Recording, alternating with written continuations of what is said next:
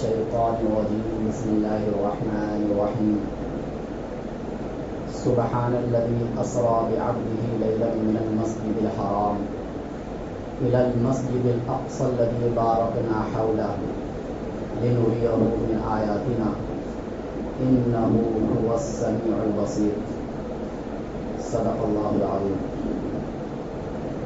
سامعین محترم اور معزز ساتھیوں، مسجد اقصیٰ کے بارے میں پچھلے کئی ہفتوں سے بات چل رہی ہے کہ مسجد اقصیٰ کے قرآن اور حدیث کی روشنی میں کیا فضائل ہیں، یہ بیان ہو چکے اور اس کی کیا تاریخ رہی ہے ہر زمانے میں، یہ بھی بتایا. لیکن یہ مسجد ہر زمانے میں ٹوٹتی بھی رہی اور بنتی بھی رہی. جب اللہ کے نبی صلی اللہ علیہ وسلم اس دنیا میں آئے تو اس وقت یہ مسجد نہیں تھی. جب اللہ کے نبی صلی اللہ علیہ وسلم کے معراج کا سفر ہوا ہے تو اس کا ذکر مسجد اقصیٰ سے ہوتا ہے، لیکن صحیح معنوں میں اس وقت کوئی مسجد نہیں تھی. اس ایریے کو مسجد اقصیٰ کہا گیا، اس علاقے کو مسجد اقصیٰ کہا گیا ہے. اور وہاں پر کچھ عیسائیوں کے عبادت خانے تھے. اسی کے بارے میں شاید کفار مکہ نے پوچھا تھا اللہ کے نبی سے کہ مسجد اقصیٰ کے در و دیوار کے بارے میں بتاؤ، وہاں کے دروازوں کے بارے میں بتاؤ، وہاں کی کھڑکیوں کے بارے میں بتاؤ. تو اسی چیز کو اللہ کے نبی صلی اللہ علیہ وسلم نے ان لوگوں کے سامنے بتایا تھا. لیکن وہ مسجد نہیں تھی کیونکہ وہاں پر آبادی مسلمانوں کی نہیں تھی، تو مسجد رہنے کا کوئی مطلب ہی نہیں تھا. لیکن وہ علاقہ مقدس تھا ہر زمانے میں. جب سے اس علاقے کو اللہ نے اپنے علم میں مقدس قرار دے دیا، جب سے وہ علاقہ مقدس ہی رہا. جیسے کہ کعبۃ اللہ، اس کی تاریخ آدم علیہ السلام کے زمانے سے، لیکن ابراہیم علیہ السلام کے پہلے تک وہاں پر کچھ بھی نہیں تھا. وہ ایک ٹیلا تھا بس، وہاں کوئی در و دیوار نہیں تھی. لیکن وہ علاقہ مقدس تھا، وہ جگہ اللہ کے گھر کے لیے منتخب ہو چکی تھی، وہ متعین ہو چکی تھی. جب اللہ کے نبی دنیا سے رخصت فرما گئے، حضرت ابوبکر صدیق کی خلافت کا زمانہ آیا اور اس کے بعد حضرت عمر فاروق رضی اللہ تعالیٰ عنہ کی خلافت کا زمانہ آیا. یہ وہ زمانہ ہے جو بہت شاندار زمانہ ہے، جس پر مسلمان کتنا بھی فخر کرے تو کم ہے، جو عمر فاروق رضی اللہ تعالیٰ عنہ کا دور خلافت ہے. ابھی 2-3 سال گزرے تھے ان کے دور خلافت کو کہ ملک شام کے بہت سے علاقے کو انہوں نے فتح کر لیا. طرابلس، نابلس، امواس، یافا، مقام لد جو آج موجود ہے، یا اسی طریقے سے ملک شام کے بہت سے ضلع قنسرین وغیرہ، ان تمام کو فتح کر لیے. جو آج اردن، لبنان، تل ابیب، یہ سارے علاقے فتح ہو چکے تھے. ابھی 2 ہی سال گزرے تھے. حتیٰ کہ قیصر و کسریٰ روم حضرت ابو عبیدہ بن جراح رضی اللہ تعالیٰ عنہ کی قیادت میں اس کو بھی فتح کر لیے، اور حضرت خالد بن ولید رضی اللہ تعالیٰ عنہ کو ہرقل کو مارنے کے لیے بھیجے تھے. تو اس کا جو نائب تھا، ہرقل کا جو نائب تھا، اس کا نام تھا میناس. اس کو کھلے میدان میں حضرت خالد بن ولید نے قتل کر دیا. اور پھر اس کے بعد ہرقل جو تھا وہ بھاگ گیا قسطنطنیہ. بہرحال وہ اس زمانے کا جو سپر پاور ملک تھا وہ بھی فتح ہو گیا. اب ضرورت اس بات کی تھی کہ مسجد اقصیٰ جس کے اتنے فضائل ہیں اس کو کیسے آباد کیا جائے. مسلمان چونکہ وہاں کے جو سپہ سالار تھے ملک شام کے، عمرو بن عاص رضی اللہ تعالیٰ عنہ، جن کی قیادت میں بیت المقدس کو فتح کرنا تھا، تو عمرو بن عاص رضی اللہ تعالیٰ عنہ، ان کے ساتھ جو اور بھی صحابہ تھے، معاویہ بن ابی سفیان رضی اللہ تعالیٰ عنہ، حضرت عبد الرحمن بن عوف رضی اللہ تعالیٰ عنہ، حضرت ابو عبیدہ بن جراح رضی اللہ تعالیٰ عنہ، یہ بھی آ گئے تھے. ان سب نے یہ سوچا کہ اس علاقے میں کوئی خون خرابہ نہیں ہونا چاہیے. صلح کے ذریعے سے، بات چیت کے ذریعے سے اگر یہ علاقہ فتح ہو جاتا ہے تو بیت المقدس کو ہم فتح کر دیں گے. باقی علاقے میں تو قتل و غارت بھی ہوا، مقابلے بھی ہوئے، یہاں پر مقابلہ ہمیں نہیں کرنا ہے. چنانچہ تمام مسلمانوں کے جو سپاہی تھے اور فوج تھے، انہوں نے بیت المقدس کے علاقے کا محاصرہ کر لیا، اور ان لوگوں کا جو سردار تھا ارطبون وہ بھاگ گیا مصر۔ اب باقی جو لوگ بچے وہ پادری لوگ بچے، جو ان کے بڑے مہذب لوگ تھے، وہ لوگ قلعے میں بند ہو گئے، ایک ایک مہینے کا راشن لے کر قلعے میں بند ہو گئے۔ اب نہ ادھر جیت آ رہی ہے نہ ادھر جیت جا رہی ہے، بس دونوں ایک دوسرے کے انتظار میں ہیں۔ اس طریقے سے ایک مہینے گزر گئے تو اس کا ایک پادری نکل کر آیا، اس نے یہ کہا کہ ہم بھی یہ چاہتے ہیں، کیونکہ ان لوگوں کو بھی مقابلے کی کوئی طاقت نہیں تھی مسلمانوں سے، مسلمانوں کا تو پورا علاقہ ہو چکا تھا چاروں طرف، بس وہی ایک علاقہ بچا ہوا تھا۔ تو انہوں نے یہ کہا کہ ہم بھی یہ چاہتے کہ کوئی لڑائی جھگڑا نہ ہو، صلح کر کے یہ زمین آپ کے حوالے ہم کر دیں گے، لیکن ایک شرط ہے، وہ شرط یہ ہے کہ آپ کا امیر المومنین حضرت عمر فاروق رضی اللہ تعالی عنہ خود بیت المقدس آئیں، الصلح نامہ وہ لکھوائیں گے، صلح نامہ وہ لکھوائیں گے، بعد میں اس پر دستخط آپ لوگوں کے ہوں گے، لیکن صلح نامہ ان کی نگرانی میں لکھا جائے گا اور ان کو یہاں آنا پڑے گا، تو ہم چابی ان کے حوالے کر دیں گے اور وہ جو کہیں گے ان کے فیصلے پر ہم راضی رہیں گے۔ چنانچہ مسلمان سپاہی نے یہ سوچا کہ کون سی بڑی بات ہے، خط انہوں نے روانہ کر دیا مدینہ۔ حضرت عمر فاروق کے پاس وہ خط آیا جس میں لکھا ہوا تھا کہ آپ کے آئے بغیر یہ قلعہ فتح نہیں ہو سکتا، یہ بیت المقدس فتح نہیں ہو سکتی، اور آپ آئیں گے تو خون خرابہ بھی نہیں ہوگا۔ تو صحابہ کرام سے حضرت عمر فاروق نے مشورہ کیا کہ جانا چاہیے یا نہیں جانا چاہیے۔ تو کچھ صحابہ کرام، حضرت عثمان غنی رضی اللہ تعالیٰ عنہ اور ان کے ساتھ جو لوگ تھے، انہوں نے یہ مشورہ دیا کہ نہیں جانا چاہیے، اس لیے کہ اتنے بڑے بڑے علاقے فتح ہو گئے، ایک چھوٹے سے علاقے کے فتح کے لیے آپ جائیں گے تو خلیفۃ المسلمین کا جو روم و دبدبہ ہے وہ کم ہو جائے گا، کیونکہ آپ ایک بڑے امیر ہیں، اتنے بڑی حکومت کے آپ امیر ہیں، آپ ایک چھوٹے سے علاقے کے لیے اتنے دور دراز کا سفر کر کے جائیں گے۔ کوئی بڑا علاقہ ہوتا ہے، کوئی بڑی چیز کو فتح کرنا ہوتا تو بات سمجھ میں آتی، یہ تو آپ کے جو فوج وہاں موجود ہے وہ اتنا کام کر سکتے ہیں۔ حضرت عثمان غنی نے یہ سمجھایا۔ حضرت علی رضی اللہ تعالی عنہ نے کہا کہ میں آپ کو جانا چاہیے، دونوں کا رائے میں اختلاف ہو گیا۔ رائے کا اختلاف ہو سکتا ہے، کہا جانا چاہیے، اس لیے کہ جو فوج ہے آپ کی وہ 2 سال سے لڑ رہی ہے، پورے ملک کو فتح کرتے ہوئے آ رہی ہے، ابھی تک انہوں نے آپ کا چہرہ نہیں دیکھا ہے، آپ جائیں گے تو ان کو تسلی ہوگی، آپ کو دیکھ کر وہ لوگ خوش ہوں گے، اور دوسرے بیت المقدس کا یہ مسئلہ ہے، کوئی چھوٹا موٹا مسئلہ نہیں ہے یہ، لہذا خون خرابہ ہوئے بغیر اگر فتح ہو جا رہا ہے آپ کے جانے سے تو بہت اچھی بات ہے۔ چنانچہ حضرت عمر فاروق رضی اللہ تعالیٰ عنہ نے یہ فیصلہ کیا کہ مجھے جانا ہے، اور مدینے کا عامل اور گورنر حضرت عثمان غنی رضی اللہ تعالیٰ عنہ کو بنایا کہ ابھی خلافت آپ سنبھالیں گے کچھ دنوں تک، جب تک میں بیت المقدس میں رہوں۔ چنانچہ اونٹ پر سوار ہوتے ہیں، نہ کوئی فوجی دستہ ہے، نہ کوئی درباری لوگ ہے، نہ کوئی اتنا ساز و سامان ہے، جس طرح سفر میں جانے کے لیے ہم لوگوں کے پاس جو ساز و سامان ہوتے کچھ نہیں۔ حالانکہ یہ وہ امیر المومنین تھے جن کے قدموں کے نیچے قیصر و کسریٰ کے تخت و تاج پلٹے جا چکے تھے اور دنیا کی ایک بڑی طاقت کے مالک بن چکے تھے حضرت عمر فاروق اس وقت تک۔ آج کے زمانے کا عرب نہیں، اس زمانے کا عرب تو بہت بڑا تھا، اور عربی کیا ملک شام، دنیا کے بڑے بڑے علاقے ان کے قدموں کے نیچے آ چکے تھے، لیکن ان کے سفر کرنے کا انداز دیکھو کہ اس طریقے سے وہ سفر کر رہے ہیں۔ جب سونے کا وقت آتا تو جو زین تھا اسی کو نیچے رکھ لیتے تھے، اس کو تکیہ بنا لیتے تھے، اور جو چادر تھی اس کو اوڑھ لیتے تھے، ایک ہی کپڑے میں روانہ ہو گئے۔ ملک شام جاتے جاتے وہ کپڑا بھی گندا ہو گیا، بلکہ کپڑا پھٹ بھی گیا، سفر لمبے تھے۔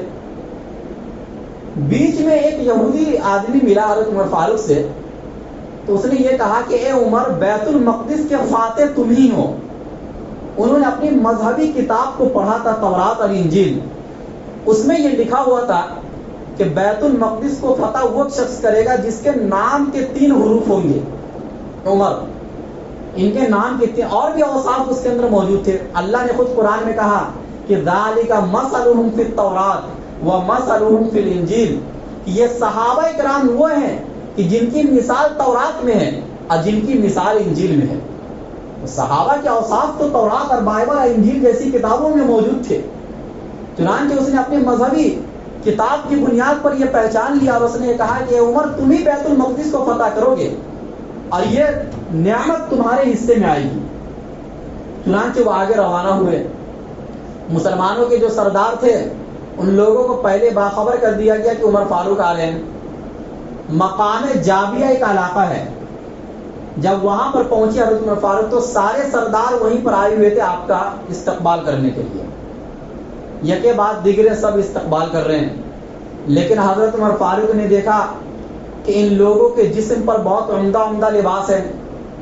یہ کون لکھتے؟ حضرت ابو عبیدہ بن جراح رضی اللہ تعالیٰ عنہ، حضرت عبد الرحمن بن عوف رضی اللہ تعالیٰ عنہ، حضرت عمرو بن عاص رضی اللہ تعالیٰ عنہ۔ ان لوگوں کے جسموں پر اچھے اچھے لباسوں کو دیکھ کر حضرت عمر فاروق رضی اللہ تعالیٰ عنہ بہت غصے میں آ گئے اور کہا کہ 2 سال میں ہی تم لوگوں نے اپنے لباس بدل دیے۔ تو ان حضرات نے کہا کہ حضرت مسئلہ یہ نہیں ہے، ہم جو یہ عمدہ لباس پہنے اس لباس کے نیچے ہتھیار موجود ہے، یعنی ہتھیار چھپانے کے لیے ہم یہ عمدہ لباس پہنے ہوئے ہیں۔ ہمارا مقصد لباس پہننا نہیں ہے، ہمارا مقصد ہتھیار چھپانا ہے۔ تو پھر حضرت عمر فاروق رضی اللہ تعالیٰ عنہ کو اطمینان ہوا۔ پھر جب سرداروں کے آنے کی باری آئی، یعنی ان لوگوں کے پادریوں کی صلح نامہ لکھوانے کے لیے، تو اس موقع پر حضرت ابو عبیدہ بن جراح رضی اللہ تعالیٰ عنہ نے حضرت عمر فاروق سے فرمایا کہ آپ جو ہے لباس بدل لیں، اس لیے کہ بڑے بڑے لوگ آئیں گے، ان کے سامنے آپ اس لباس میں رہیں گے تو تھوڑا عجیب سا لگ رہا ہے۔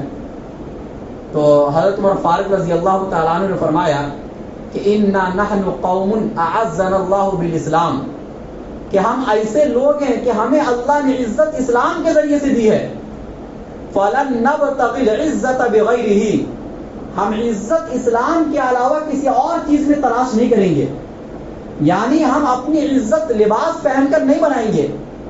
ہماری عزت کوئی مال و دولت کے ذریعے سے نہیں ہے، ہماری عزت حکومت کے ذریعے سے نہیں ہے، ہماری جو عزت پوری دنیا میں بنی ہے یہ اسلام کو ماننے کی وجہ سے بنی ہے، اور یہی عزت ہمارے لیے کافی ہے۔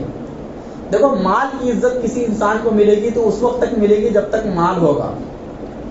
حسن اور خوبصورتی کی عزت اگر کسی کو ملے گی تو اس وقت تک ملے گی جب تک یہ حسن ہوگا۔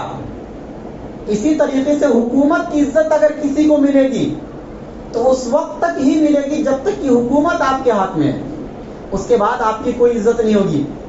لیکن اسلام کے ذریعے سے جو عزت آپ کو ملے گی وہ عزت صرف آپ کی زندگی تک نہیں ہوگی بلکہ وہ عزت قیامت تک ہوگی آپ کی۔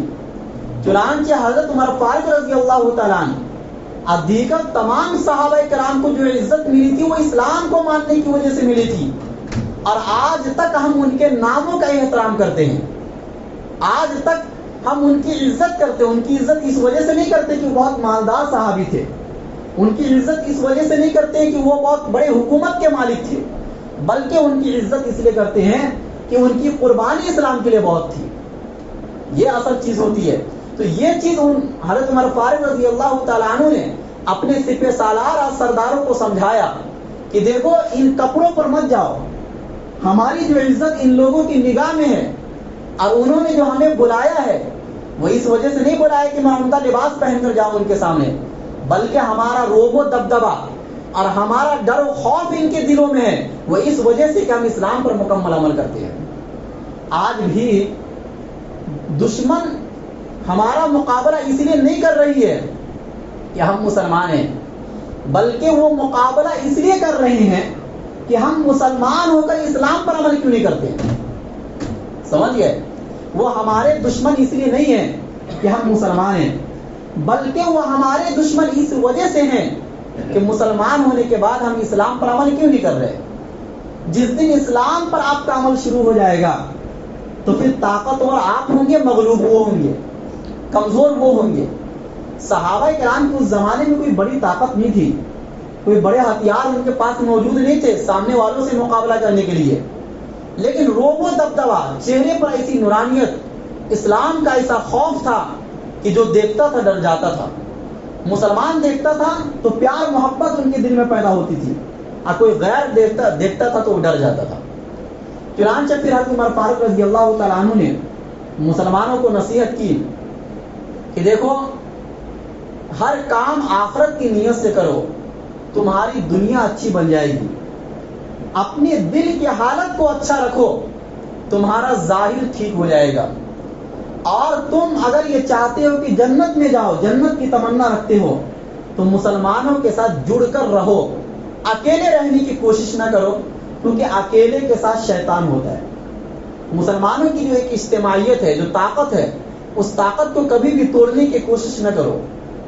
جس طریقے سے آج مسلمان فرقوں میں بٹے ہوئے ہیں اور ہر ایک کا دشمن ہے، یہی چیز عمر فاروق رضی اللہ تعالیٰ عنہ نے اس زمانے میں سمجھایا کہ یہ چیز نہیں ہونا چاہیے اگر تم جنت کی تمنا رکھتے ہو۔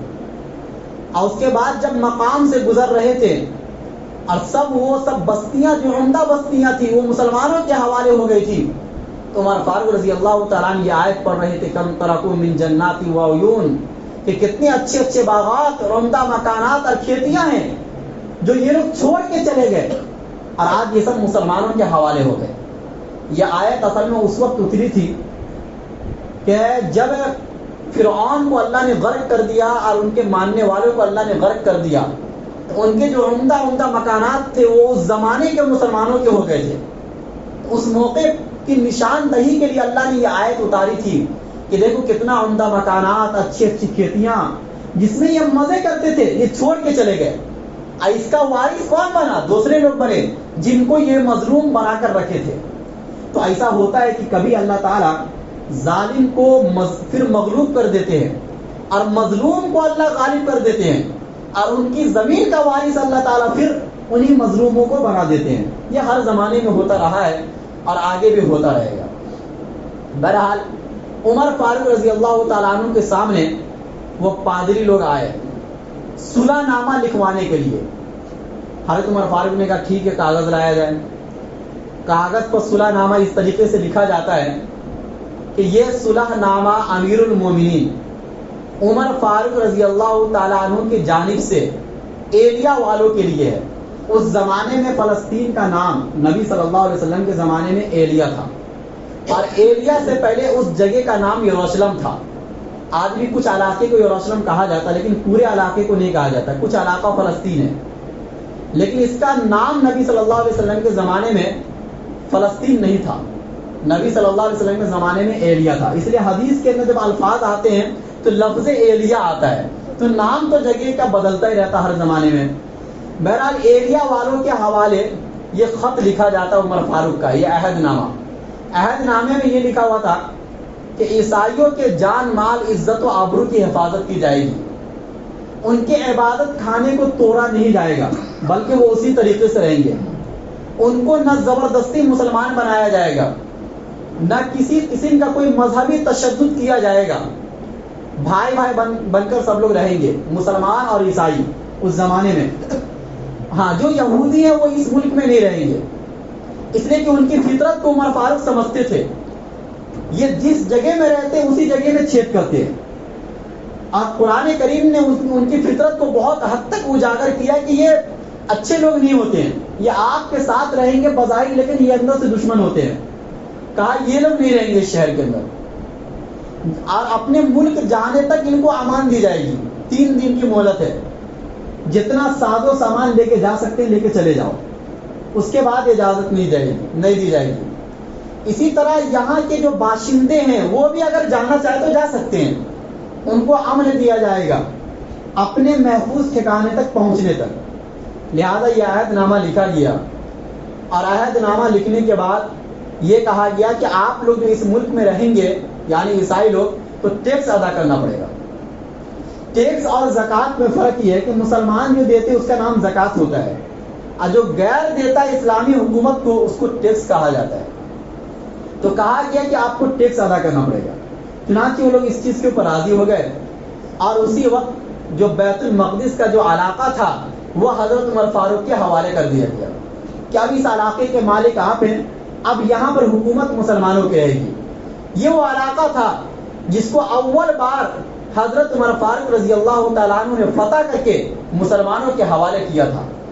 اور یہ خوش نصیبی کس کے حصے میں آئی؟ عمر فاروق رضی اللہ تعالیٰ عنہ کے حصے میں آئی. یہ وہ ہستی تھی عمر فاروق کی کہ جنہوں نے بیت اللہ کو بھی آباد کیا تھا اور جن کے اسلام لانے کے بعد اسی بیت اللہ کے اندر نعرہ تکبیر کی آواز گونجی تھی، یعنی کعبہ شریف کے اندر. اور یہ وہی عمر فاروق ہیں کہ جن کے بدولت مسجد اقصی اور اس کے علاقوں میں اللہ کے نام کی گونج ہوئی ہے. تو یہ ایسی ویسی ہستی نہیں عمر فاروق رضی اللہ تعالیٰ عنہ کی. چنانچہ جب وہ علاقہ عمر فاروق کے حوالے ہوا تو ان کی سب سے پہلی خواہش یہ ہوئی کہ جس جگہ پر اللہ کے نبی صلی اللہ علیہ وسلم نے تمام نبیوں کی امامت کرائی تھی وہ جگہ کون سی ہے، اس کی تلاش میں لگ گئے. چونکہ اللہ کے نبی نے نشانی اور علامت بتائی تھی، اور آپ کے ساتھ ایک یہودی عالم تھے کعب احبار جو مسلمان ہو گئے تھے اس وقت، ان کو اپنے ساتھ رکھے تھے. سب سے پہلے تو جو حضرت داؤد علیہ السلام کا جس جگہ پر محراب تھا وہاں پر جا کر آیت داؤد پڑھ کر، جو 23ویں پارے میں ایک آیت داؤد ہے، وہ آیت داؤد پڑھ کر وہاں پر سجدہ کیے. پھر اس جگہ پر سجدہ کرنے کے بعد پھر اس علاقے کو تلاش کیا گیا جہاں پر اللہ کے نبی نے امامت کی تھی. وہاں پر 2 رکعت نماز پڑھے حضرت عمر فاروق وہاں پر، یعنی اللہ کے نبی کے بعد سب سے پہلے مسلمان جنہوں نے اس جگہ پر نماز ادا کی وہ عمر فاروق تھے. 2 رکعت نماز ادا کر کے بتایا گیا کہ اتنا جو علاقہ ہے یہ وہ علاقہ ہے جہاں پر اللہ کے نبی صلی اللہ علیہ وسلم نے تمام نبیوں کی امامت کرائی تھی، اور اس کے بعد اللہ کے نبی کو امام الانبیاء کہا گیا. چنانچہ جو آج مسجد اقصی، ایک تو قبۃ الصخرہ ہے، جب آپ یوٹیوب وغیرہ کے اوپر یا گوگل پر سرچ ماریں گے تو وہ علاقہ عام طور سے جلدی لوگوں کو سمجھ میں نہیں آتا ہے. جو مسجد اقصی ہے اس کے پیچھے قبۃ الصخرہ نظر آئے گا. یہ قبۃ الصخرہ الگ ہے، یہ مسجد اقصی نہیں ہے، لیکن علاقہ پورا مسجد اقصی کا ہے. جو فضیلت اللہ کے نبی نے نماز پڑھنے کی بتائی ہے وہ اس پورے علاقے میں جہاں پر بھی آپ نماز پڑھیں گے آپ کو وہی ثواب ملے گا. جیسے مثال کے طور پر سمجھیے کہ اللہ کے نبی کے زمانے کا جو مسجد حرام ہے وہ صرف کعبہ ہی تھا. چونکہ کفار مکہ اس زمانے میں کعبہ کے اندر جا کر نماز پڑھتے تھے، اس لیے انہوں نے 2 دروازے بنائے تھے، ایک جانے کے ایک آنے کے. اور دروازے اتنے بڑے بنائے تھے کہ صرف قریش مکہ جا سکتے تھے، بس باقی لوگوں کو اگر نماز پڑھنا ہوتا تھا تو وہ ارد گرد میں پڑھتے تھے، اندر جا کر نہیں پڑھتے تھے. اور اللہ کے نبی کے زمانے کا بہت ہی چھوٹا تھا. اب مسجد حرام اتنا بڑا ہو گیا کہ اسی میں حضرت ابو بکر صدیق کا گھر بھی آ گیا، اسی میں حضرت بلال رضی اللہ تعالیٰ عنہ بھی جہاں پر تھے وہ سب علاقہ اسی میں آ گیا. لیکن سب مسجد حرام ہے. آپ اس علاقے میں جہاں پر بھی نماز پڑھیں گے آپ کو 1 لاکھ نماز پڑھنے کا ثواب ملے گا. اسی طریقے سے مسجد نبوی، اللہ کے نبی کے زمانے میں جو مسجد نبوی تھی وہ بہت چھوٹی جگہ تھی، اور وہ علاقہ وہ آدمی موجود ہے مسجد نبوی کے اندر جہاں پر کھڑے ہو کر اللہ کے نبی نماز پڑھاتے تھے.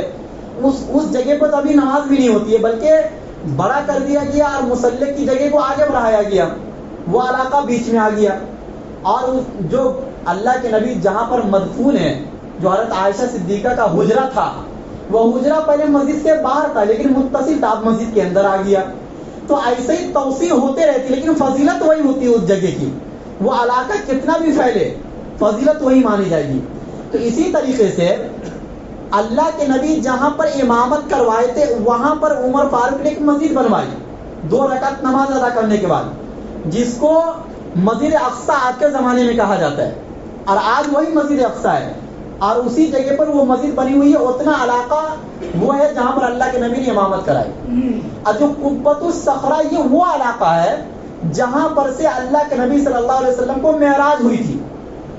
لیکن یہ جگہ جو قبۃ الصخرہ ہے یہی جگہ یہودیوں کے نزدیک بہت مقدس ہے، اور لڑائی اسی جگہ کی ہے. ان کا کہنا ہے کہ یہ جگہ ہمارے حوالے کر دو، اور وہ جو مسجد اقصی وہ تمہارے حوالے رہے گا، لیکن اس علاقے پر پکڑ ہماری رہے گی، اس علاقے پر پکڑ ہماری رہے گی. تو قبۃ الصخرہ کی لڑائی ہے. اور جس زمانے میں قبۃ الصخرہ بنایا جا رہا تھا اس وقت وہاں کچرے کا ڈھیر بن گیا تھا. عمر فاروق کے زمانے میں حضرت عمر فاروق نے اپنے ہاتھ سے اس کچرے کو ہٹایا تھا. کچرا اس لیے ہو گیا تھا کہ چونکہ یہودیوں کے لیے وہ مقدس جگہ تھی اور عیسائی اس کو مقدس جگہ نہیں مانتے تھے، تو وہ دشمنی میں وہاں پر کچرا پھینکتے تھے.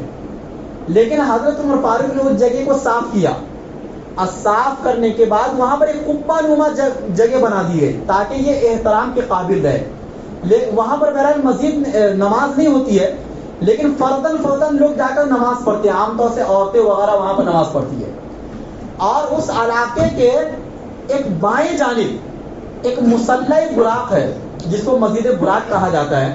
یہ وہ جگہ ہے جہاں پر اللہ کے نبی صلی اللہ علیہ وسلم اپنی سواری، جو براق کی جو سواری تھی، اس کو باندھے تھے۔ وہ علاقہ بھی وہیں پر ہے لیکن تھوڑا دور ہٹ کر ہے۔ اور جو مین مسجد اقصیٰ ہے، جو آج نقشے میں دکھلایا جاتا مسجد اقصیٰ، اس کے بائیں جانب یا دائیں جانب ایک دیوار ہے جس کو دیوار گریہ کہتے ہیں۔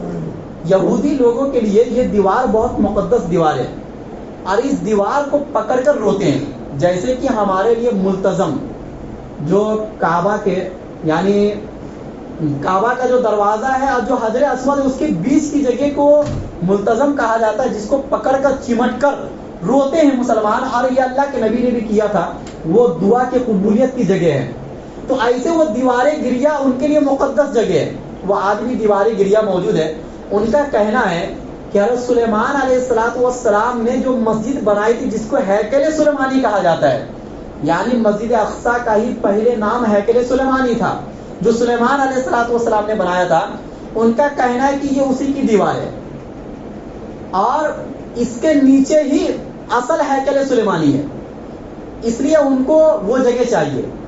اور ان کا کہنا ہے کہ اسی میں تابوت سکینہ ہے، جس تابوت کا ذکر اللہ نے دوسرے پارے میں کیا۔ یہ ایک تابوت تھا، بنی اسرائیل جب کسی سے لڑنے کے لیے جاتے تھے تو وہ تابوت ساتھ میں لے کر جاتے تھے۔ اس میں حضرت موسیٰ علیہ السلام کی وہ لاٹھی جو کبھی سانپ بن جایا کرتی تھی، وہ لاٹھی بھی اسی میں تھی، اور بھی بڑے بڑے پیغمبروں کے جو تبرکات تھے، وہ تبرکات اسی میں رکھے ہوئے تھے۔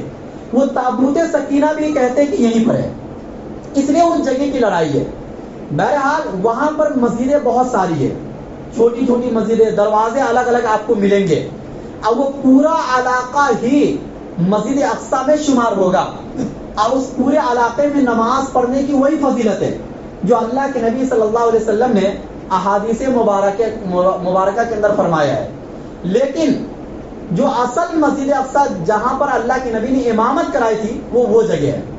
تو ایک چیز اور چیز سمجھنے کی ہے کہ قبلہ اول تو مسجد اقصیٰ ہے۔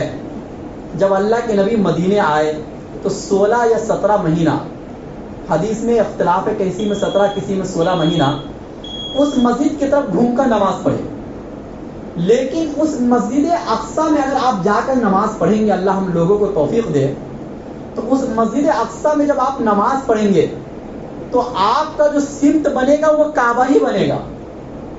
اس زمانے میں بھی، یعنی جہاں پر حضرت زکریا علیہ السلام اور حضرت مریم رضی اللہ تعالیٰ عنہ کا محراب تھا، وہ جگہ کی نشاندہی کی گئی ہے جہاں پر ان کا محراب تھا، اور وہ جس طرف گھوم کر نماز پڑھتے تھے، ان کا قبلہ بھی اگر میپ سے جب ناپا گیا، اس زمانے کے ایک ماہر فلکیات مولانا سمیر الدین قاسمی صاحب جو انگلینڈ میں رہتے ہیں، وہ ماہر فلکیات ہیں، انہوں نے میپ اور نقشہ بنایا کہ اس زمانے کے پیغمبروں کا قبلہ بھی مسجد حرام تھا، چونکہ اس کے سمت میں جو محراب زکریا ہے، جو محراب حضرت مریم ہے، اس محراب کا جو قبلہ تھا اس زمانے میں، جو میپ سے ناپا گیا، وہ مسجد حرام بنتا ہے۔